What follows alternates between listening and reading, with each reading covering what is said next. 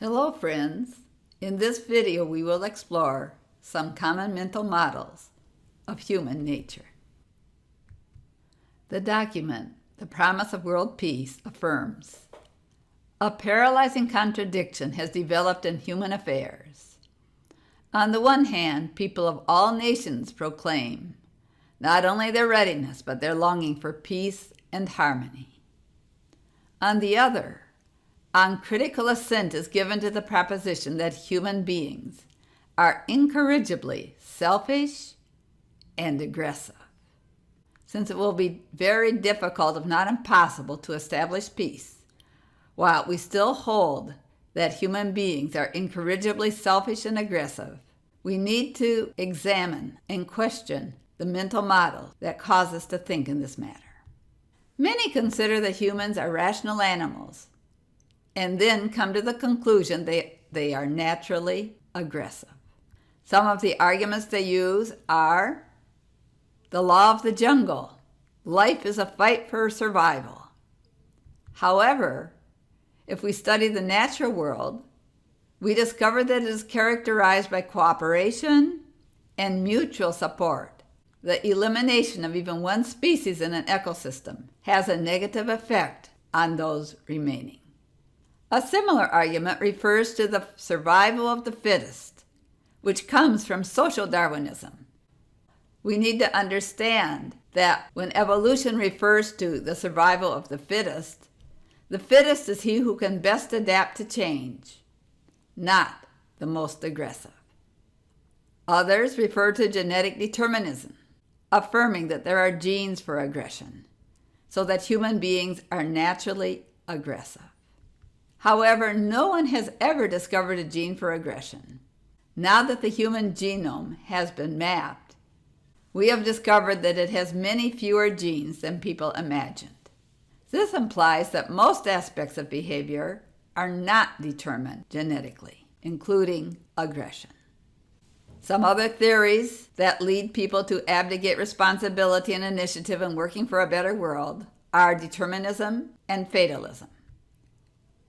Determinism can be internal, such as the belief in genetic determination, which we already examined.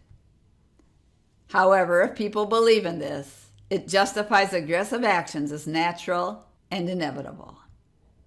Others put an emphasis on external determinism and affirm that behavior not only is shaped but is determined by cultural and environmental factors. When a person accepts this view of life, he considers himself the victim of circumstances and may blame society for his negative actions. He does not take personal responsibility.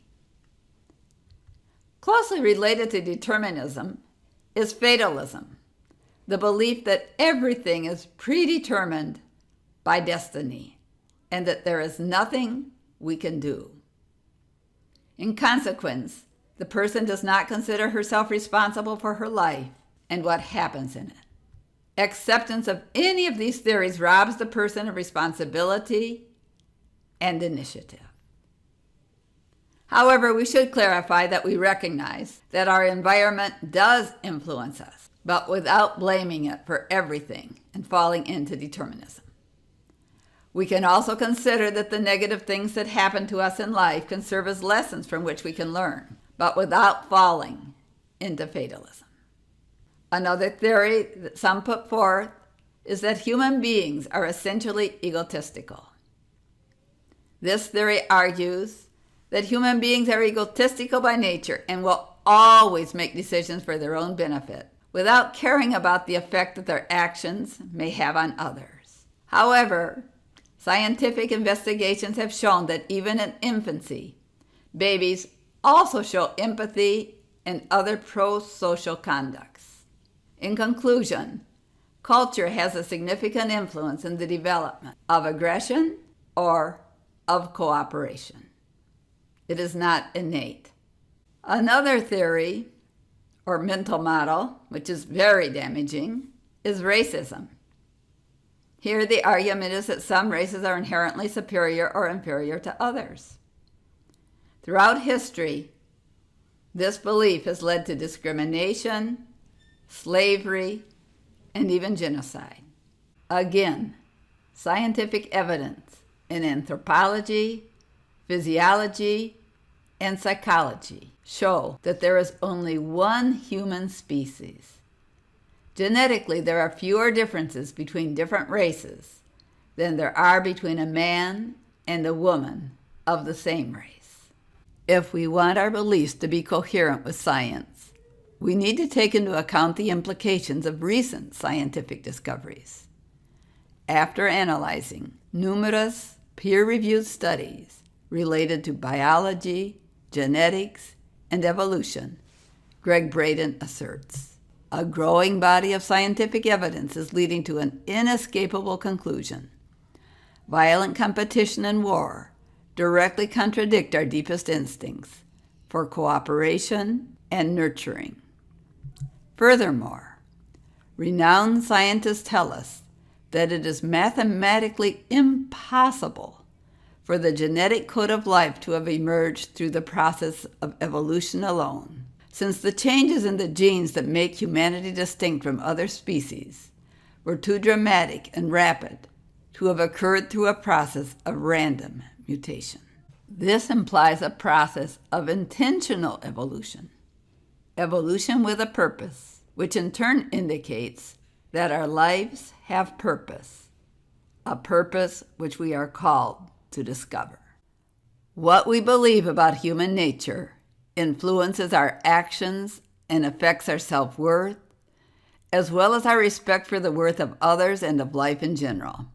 History shows us many examples of both the egotism, selfishness, cruelty, and hate which human beings can display, as well as the empathy, compassion, love, and generosity which they can manifest.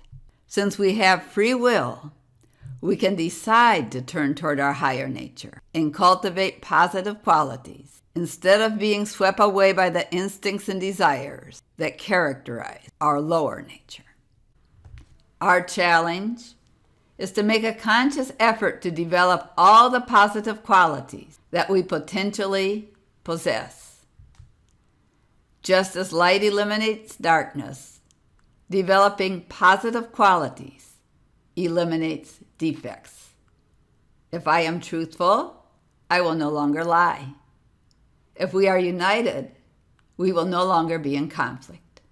Furthermore, when we focus on the positive qualities of others and comment on them, we help them to become aware of and to develop these qualities. However, it is true that all human beings at times express noble qualities and at other negative traits. There is a story about a young Indian boy who asked his wise old grandfather this question: why do we sometimes act nobly and at others show negative traits? And his grandfather replied with the story of two dogs. He said that within each of us there are two dogs. One dog is loving, peaceful, and kind. The other dog is aggressive and always ready to attack. These two dogs within us are always fighting one against the other. So then the young boy asked, which one is going to win? And his grandfather replied, it depends on which one we feed. So the question for each of us is, which dog are you going to feed? What is your mental model of human nature? Is the human being so aggressive and egotistical by nature that it is impossible to establish a world in which justice, unity, and peace predominate? Are we destined by forces beyond human control to always live in conflict?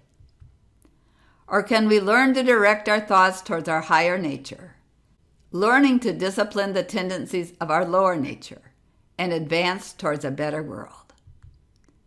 The efforts that you make to create tomorrow's society will be tremendously influenced by your concept of the nature of human beings. Now that we've explored and questioned Common Mental Models of Human Nature. In the next video, we will explore some mental models of society.